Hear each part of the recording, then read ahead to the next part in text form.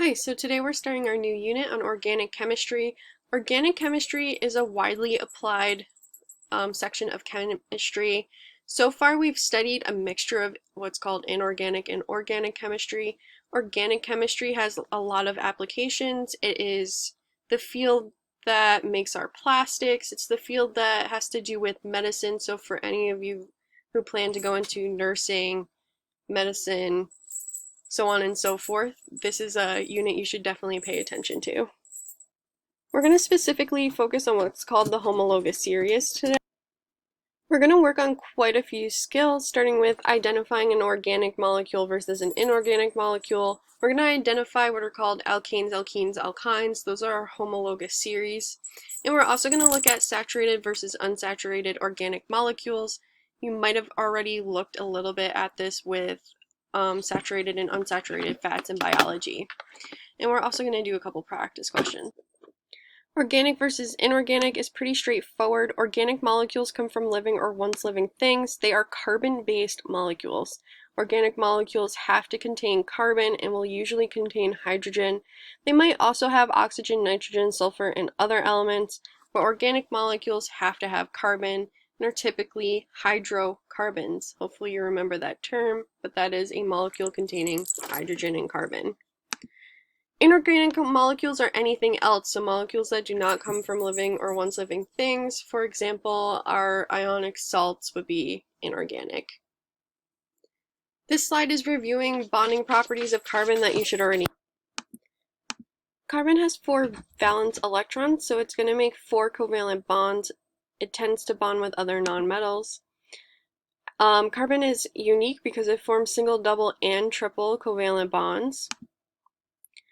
It easily bonds with other nonmetals like hydrogen, oxygen, nitrogen, and our halogens, group 17 on the periodic table. And carbon can make unique shapes. It can make a straight chain, a branch structure, or a ring structure. And here's pictures for examples. So this is a straight chain of carbon. This is what a branch structure looks like. It has a literal piece that looks like a tree trunk coming off of it.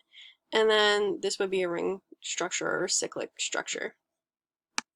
General properties of organic compounds. These are covalent compounds, so really we're reviewing properties of covalent compounds. But they're going to have weak intermolecular forces, which means they have low melting points and boiling points. Solids decompose easily under heat, mostly non-electrolytes, except for the fact that there are organic acids, so those would be weak electrolytes. Strong covalent bonding means that there's going to be pretty slow reaction rates. And then solubility in water varies. They tend to be mostly insoluble, but there are exceptions to that rule. So this is a skill you should already be able to do, but identifying a correctly drawn organic compound or covalent compound. Right here, example number 1 over here is an incorrect structure. If you take a look, this left side carbon only has 3 bonds. Every carbon should have 4 bonds. Pretty much any element is going to have 4 bonds, except for hydrogen, which only gets its 2 valence electrons. But because this carbon doesn't have 4 bonds, it is not a valid structure. And also if you take a look at the middle carbon, this one has 5. If we come over here, this is a correctly drawn organic structure because all the carbons have 4 bonds and all of the hydrogen have 1. So just a reminder, Lewis structures, everything gets 8 valence electrons except for hydrogen, which gets 2. And let's run through another one. So the first one is an incorrectly drawn structure. Again, the middle carbon has 1, 2, 3, 4, 5 bonds, which is way too many valence electrons. It has 10 electrons in total attached to it. Also, another reminder that oxygen usually has a double bond and that there is normally 2 free pairs of electrons on it. If we come over here, this is a correctly drawn organic structure.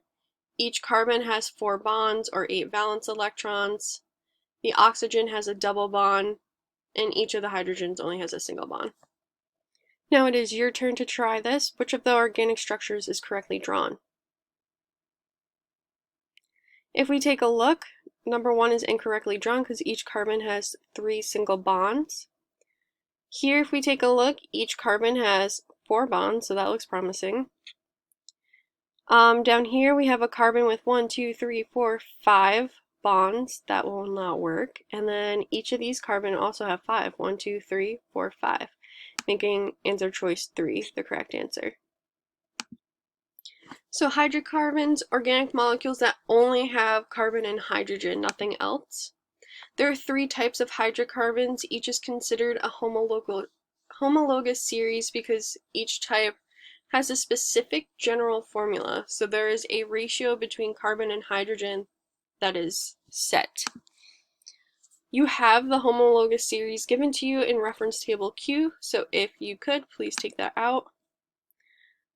Additional information that you need to know: saturated hydrocarbons contain only single bonds. That is the definition of a saturated molecule, all single bonds.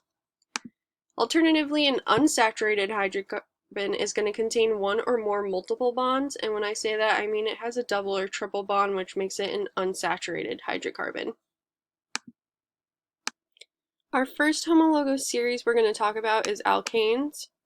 Alkanes have the general formula CnH2n+2, where N stands for the number of carbons. If you're looking at table Q, you can also see that it says alkanes with this general formula, and at the very bottom it says no, N is the number of carbons. These are our only saturated hydrocarbons. So this whole series makes saturated hydrocarbons, meaning it contains all single bonds. And if you're looking at table Q, you can see that it even has a structural formula picture where it shows all single bonds. Some general properties that you should know: the larger the molecule, the more intermolecular forces a substance has, which means the boiling point and melting points are higher. All names for alkanes end in ane. And I just want to show you how to use the general formula for alkanes. So let's say we have a molecule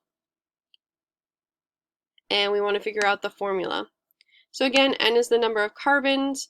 Let's say this formula, we're going to try to figure out an alkene with 4 carbons. That means we're going to plug 4 in for N, and you have to simplify right here, but you end up with C4H10. So again, N stands for the number of carbons. As long as you know the number of carbons, you can use the formula.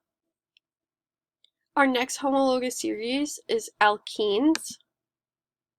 They have a general formula CnH2n. These are unsaturated hydrocarbons because they always contain at least one carbon-to-carbon double bond. So note that this is a carbon-to-carbon double bond. We're not counting a double bond between a carbon and an oxygen. We're specifically looking at how carbon is bonded to carbon for these homologous series.